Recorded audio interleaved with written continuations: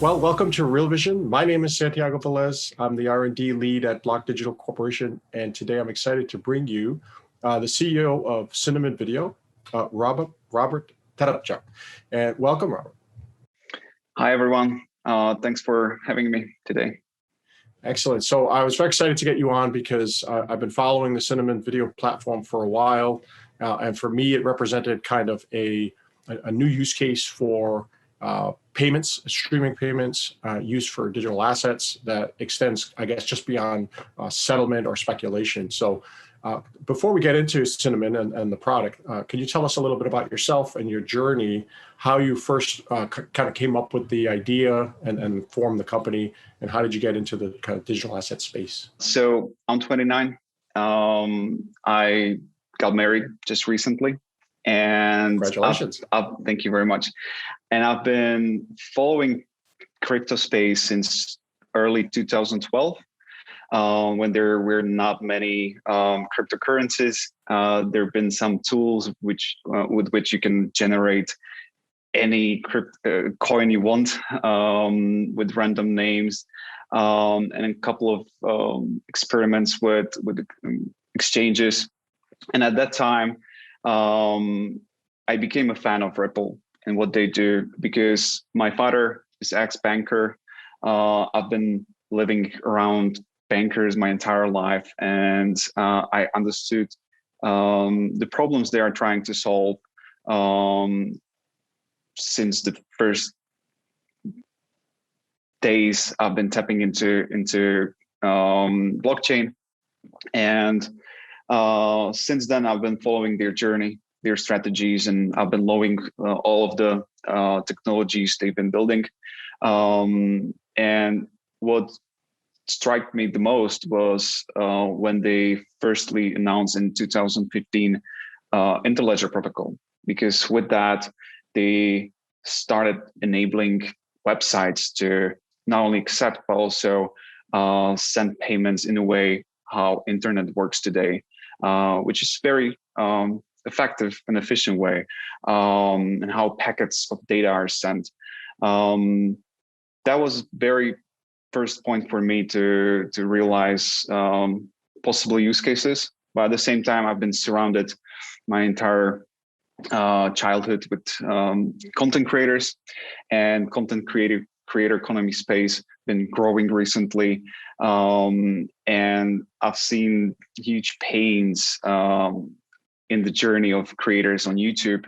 On average, it takes 4 years to start earning even a penny on YouTube, and we wanted to solve that for creators so they can start earning for their work from day one. That's excellent. So a lot to unpack there already. So first of all, for our viewers who don't know, Interledger is a kind of currency agnostic protocol that was modeled very much over, like TCP/IP on the internet models, information exchange. The idea with Interledger was that you could transfer value the same way you transfer information, and not essentially be stuck to a specific ecosystem, right? And so, as the name suggests, Interledger means you could kind of go across networks and allow the value to flow in that way. And so one of the things you mentioned about use of Interledger was embedding it in the browser and combining it with the browser so that you could stream payments.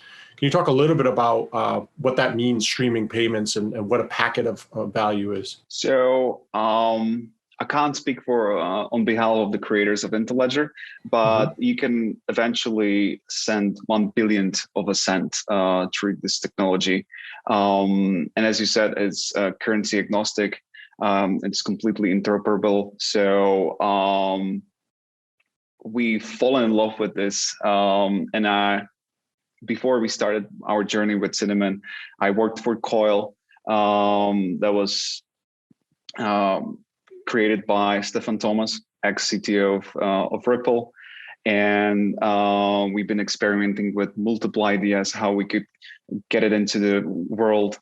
And during that time, I've interviewed many creators and seen the the problems they are facing today. Now, let's talk a little bit about the content creator problem, right? So from my view, it looks like, as you mentioned, first of all, monetization is a very difficult and has a lot of friction with it. You have to essentially reach a critical mass of viewers, subscribers on like, let's say, YouTube, before, like you said, you even get the first penny. So that's kind of the first order problem. But once you do develop your subscriber base and you start generating revenue, you have the problem of being deplatformed or demonetized, right? Where all of a sudden, whoever the counterparty is, be it Google or Facebook or wherever you're running your video streaming from, decides unilaterally to kind of separate you from your community and your income. So that's my view of kind of the content creator problem on kind of Web 2.0, the centralized version. Is that at all related to one of the problems you were trying to solve? You are 100% correct. The problem with those platforms is that they are driven by advertisement. And if they are not able to match your content with advertisers, then they are forced to stop paying you for content. In our case, we are not driven by advertisers. We are driven by viewers and fans of creators that support those creators directly as they engage with their content, and that's a huge difference. And if you look at history of content creator economy space, it's been here for more than 2 decades now.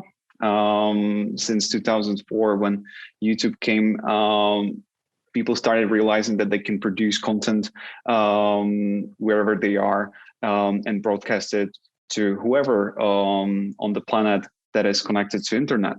Our goals there were just simple numbers: how many views I will get, how many replies, how many followers I will acquire through this piece of content.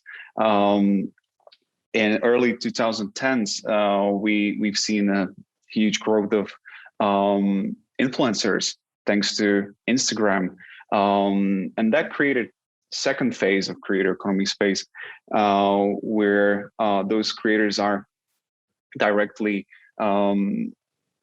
paid by brands. And we've seen a rise of influencer agencies and marketplaces where they can work together to do business. And just in a couple of last years, we've seen the rise of third wave of creator economy space with Patreon, with tippings that's been introduced with Twitch and other small startups like us, and with micro subscriptions and followerships,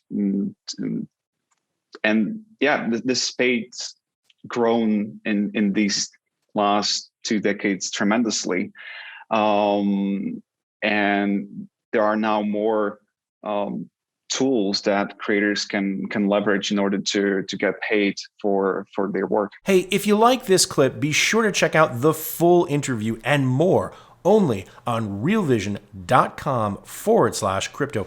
It's 100% free. Sign up now.